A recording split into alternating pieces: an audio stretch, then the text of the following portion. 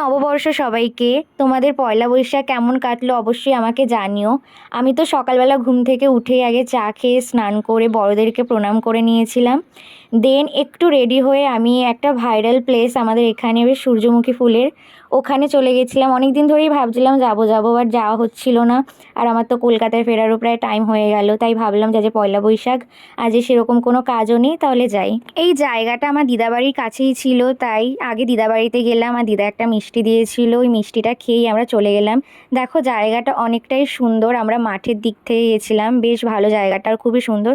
কিন্তু এই সূর্যমুখী ফুলগুলো অনেকদিন আগের হয়ে গেছিলো বলে এখন নেতিয়ে গেছে কেমন, তো খুব একটা ভালো লাগছিল না। তাও যে কটা ভালো ছিল তার পাশে গিয়ে কয়েকটা ফটো ভিডিও ক্লিপ নিলাম।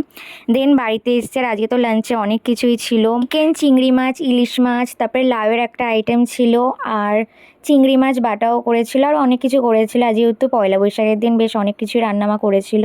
তারপর আমি একটু লম্বা ঘুম দিয়ে নিয়েছিলাম, আর মাসি আর আমি আজকে একটু নবদ্বীপের দিকে গেছিলাম ঘুরতে, যেহেতু আমরা খুব একটা বেরোই না তাই আজকে একটু বেরিয়েছিলাম।